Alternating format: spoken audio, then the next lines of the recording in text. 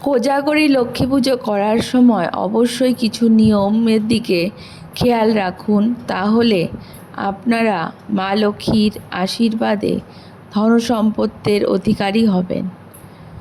মা লক্ষ্মীকে ভক্তি ভরে ডাকলে তবেই মা সন্তুষ্ট হন এবং বৈভবের আশীর্বাদ দান করেন। তিনি সন্তুষ্ট হয়ে আপনাকে ধনসম্পদ দেবেন। পুজোর সময় যদি আপনি অন্যমনস্ক হন তাহলে দেবী অসন্তুষ্ট হবেন। পুজোতে পদ্ম ফুল অবশ্যই প্রয়োজনীয়, আর তার সঙ্গে সঙ্গে আলপনা অবশ্যই আঁকবেন। মা লক্ষ্মীর বাহন পেঁচাকে উদ্দেশ্য করে ফুল নিবেদন করবেন। মা লক্ষ্মীর আরাধনার সময় কালো বা সাদা রঙের কোনো বস্ত্র পরিধান করতে নেই। লাল বস্ত্র পরিধান করা সবথেকে শুভ বলে মনে করা হয়। মা লক্ষ্মীর পূজায় অবশ্যই টাকার কয়েন, হলুদ, ঘট, একশরা চাল, চিনি, নারকেলের নাড়ু, মোয়া ইত্যাদি অবশ্যই দান করতে হয়।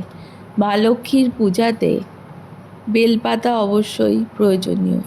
যদি আপনারা যজ্ঞ করেন তাহলে হোমের জন্য 28টি বেলপাতা অবশ্যই লাগবে। সেই সঙ্গে মা লক্ষ্মীর শাড়ি, নারায়ণের ধুতি, সিঁদুর, বালি, পরিমাণ মতো ঘি, যজ্ঞের কাঠ ইত্যাদি অবশ্যই ব্যবস্থা করবেন। পুজো শেষ হলে নারায়ণের উদ্দেশ্যে একটি তুলসী অর্পণ করবেন। অবশ্যই মনে রাখবেন, দেবী লক্ষ্মীকে কখনোই তুলসী নিবেদন করবেন না, সেটি শুধুমাত্র নারায়ণ দেবের উদ্দেশ্যে নিবেদন করবেন। লক্ষ্মী পুজোতে ঘণ্টাধ্বনি একদমই ব্যবহার করতে নেই, এতে মা লক্ষ্মী চমকে গিয়ে ভয় পান। তাই মা লক্ষ্মীর পুজোতে কাসর, ঘণ্টা ইত্যাদিও বাজানো হয় না। মা লক্ষ্মীর পুজোতে তামার পাত্র ব্যবহার করবেন, লোহার পাত্র একদম ব্যবহার করবেন না, কারণ লোহা দিয়ে সাধারণত অলক্ষ্মীর পূজা হয়। দেবী লক্ষ্মীর আরাধনায় ঘট স্থাপন করলে তার সঙ্গে অল্প পরিমাণে গঙ্গা মাটি, আম্রপল্লব, ধান, আতপ চাল, দূর্বা এবং জল প্রদান করবেন। হরিতকি, কাঁঠালি কলা, চন্দন, দীপ, ধূপ, তুলসী ফুল, ফল ইত্যাদি লক্ষ্মী পুজোয় প্রয়োজনীয় হয়ে থাকে।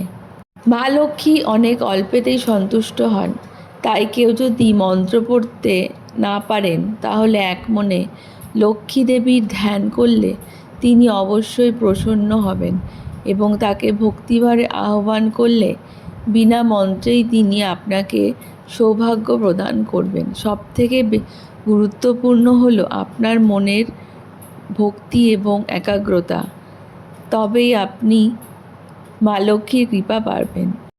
এই ভিডিওটি থেকে আপনারা কতটা উপকৃত হলেন তা অবশ্যই কমেন্ট করে জানাবেন। ধন্যবাদ। তার সাথে সাথে আমাদের চ্যানেলটিকে সাবস্ক্রাইব করে দেবেন।